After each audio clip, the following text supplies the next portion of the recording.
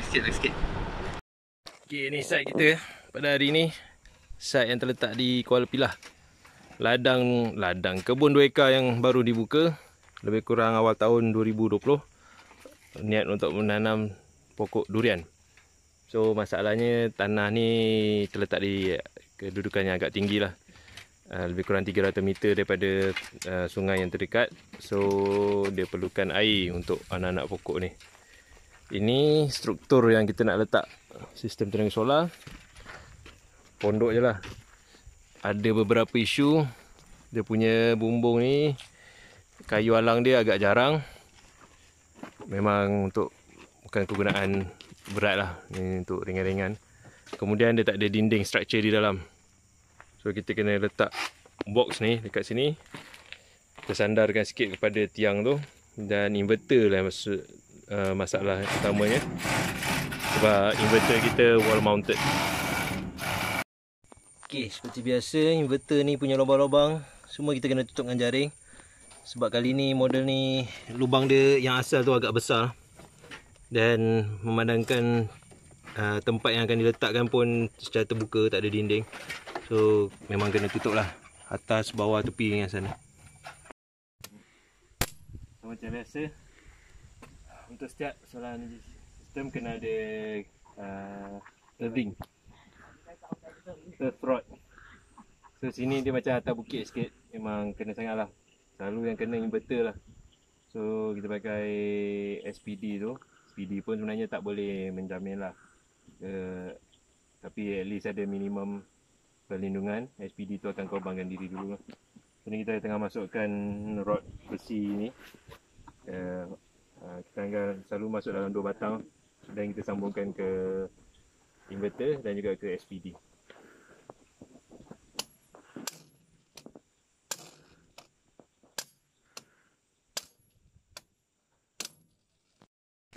Okay, sekarang kita tengah buat kabel untuk bateri.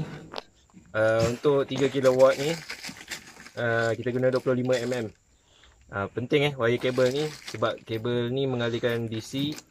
Dia memerlukan ketebalan wire yang tinggi, dan juga contact point sentuhan dia yang elok lah. So bila letak kabel lug ni kena clamp dia betul-betul. Ini yang untuk ada skru. Kalau yang jenis yang masuk ke dalam lubang tu, eloknya pakai itu nama dia punya pin yang macam clamp ni juga. Macam kabel lug ni juga, tapi hujung dia tajam. So bila ikat tu dia kemas lah. Kabel ni memang tebal lah. Memang sesuai untuk bawa bateri, bawa arus supaya bateri. Kalau kecil, selalunya wire tu akan jadi panas. So dalam inverter punya manual tu dia akan bagi berapa banyak, berapa besar kabel yang diperlukan. Dia mungkin guna unit, saya lupa, AWG international punya unit lah. Tapi nak convert dia senang je, tengok di internet, tengok je berapa mm bersamaan dia. Okey dah. Tu be. Ni dia ada satu. Ni dia punya pin tu. Yang tak sini. Ni kalau yang cocok lubang lah. Kalau cocok macam ni pun boleh, tapi takut tak kemas je ni. Tapi make sure bila clamp dengan dia ni, clamp betul-betul. Okey. Dah. Okey, ni solar panel yang dipasang. 4 keping 320 watt. Half cell punya teknologi. Q2 from Qcells. Set 1 320 watt. Jadi total semua kita ada dalam 1.28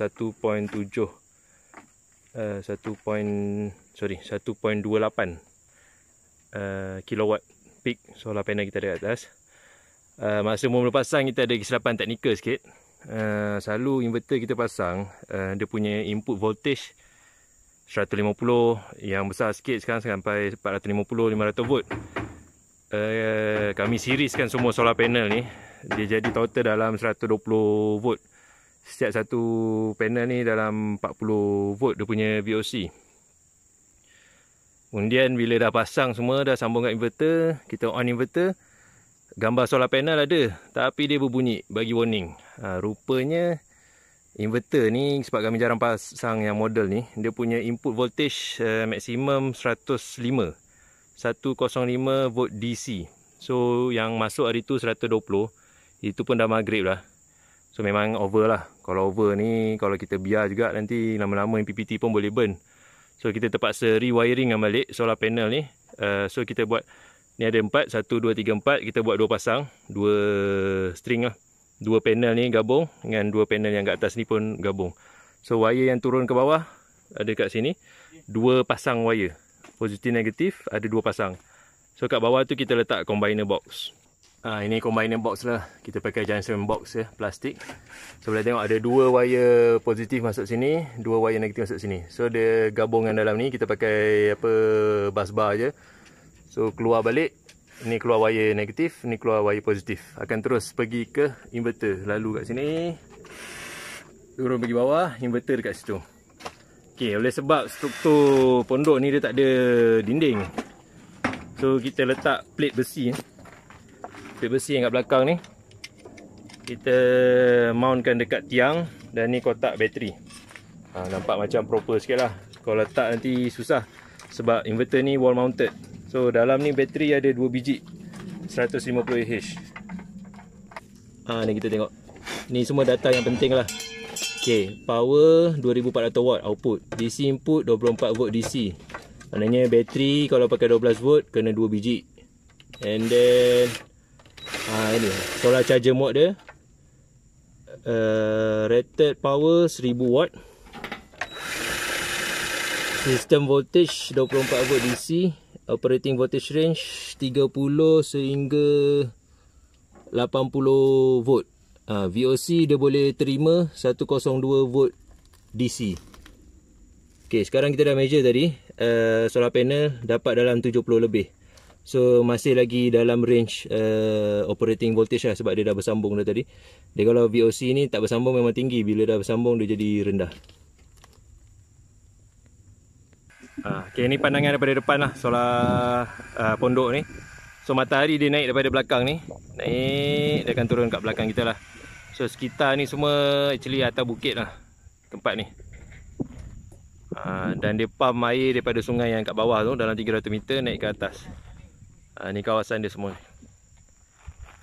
So, yang kita risau kat sini sebab kawasan ni agak terdedah. Dia terbuka, kemungkinan dan atas bukit kena kilat lah. Tapi nasib baik dia agak dekat dengan garisan pokok ni. So pokok-pokok ni agak dekat lah, dia tak adalah diri sorang-sorang kat tengah-tengah. Peralatan yang digunakan, pump 1 horsepower, dan juga kita pasang lampu lah kat sini. Walaupun pemilik tanah ni tak tinggal sini waktu malam, tapi kita pasang lah, mana tahu tiba-tiba gelap hujan ke, terpaksa balik lambat ke, so ada lampu untuk pakai. Okay, kat sini kita tanam earth rod dia, 1 batang, dan sambunglah kepada wire earth tu. Sebab kita nak bumikan inverter, dan juga kita ada pasang SPD, Surge Protection Device, untuk bahagian AC, maknanya di bahagian output inverter. Ok, so ni set lah, alhamdulillah ianya siap. Ni inverter dia, 2.4 kW, low frequency, hybrid. Yang sini switch lampu. Ni semua output lah, kita dah siap-siap 3 plug. Ok, so ni kita punya mekanisme yang ada lah. Ini SPD, Surge Protection Device untuk AC. So kita sambung dengan output daripada inverter, dan ground dia yang ni pergi ke belakang lah, yang tiang kita dah tanam tu, earth rod dah tanam. Ni kita pakai RCCB untuk AC output. Ini MCB DC untuk solar panel. Yang ni breaker DC juga untuk bateri, 125 antara yang paling besar lah. Sebenarnya yang ni patut kita letak dalam DB box yang 6 ways ke 7 ways tu. Tapi elok pula bila kita dah sampai ni baru perasan box tu tak ada. So pakailah junction box ni. Terpaksa lah guna apa yang ada. Kreatif lah. Tapi kreatif-kreatif pun nampak lah lopor-lopor ni. Tapi janji dia terduduk dengan eloknya. Yang SPD ni, yang hijau ni kena sentiasa tengok lah. Kalau dah merah maknanya dia dah kena kilat lah. Dia macam jenis pakai buang lah. Maknanya dah kena tu dia dah mengorbankan diri. So benda ni kena tukar baru. Kemudian yang dari segi SPD lagi satu pun ada yang untuk DC solar. Tapi berdasarkan kami kongsi pengalaman dengan kawan-kawan solar semua, yang selalu kena adalah yang AC. So AC ni penting lah. Ni brand MaxGuard. Dia ada satu brand yang mahalnya, saya lupa Schneider ke ABB dah. Ni murah sikit lah, 100 lebih. So boleh guna yang ni untuk memberi perlindungan kepada inverter.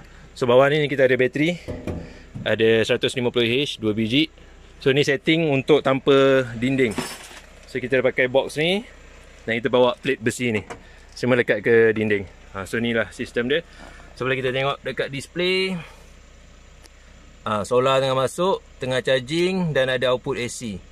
Semalam ni masa mula kita orang pasang gambar solar panel dia, tapi arrow ni tak ada.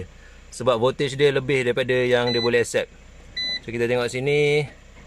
Sekarang panel adalah 66.8 volt. Yang masuk 1 amp, 39 watt, 40 watt. Sebab bateri tak kosong sangat. So kalau bateri kosong baru dia beraksi lah. So load pun ada, tak pasang lagi lampu pun semua. Load pun 0% je. Okay, tu saja. So kita pasang ni, adalah lampu. Bolehlah tengok benda tu function ke tak function.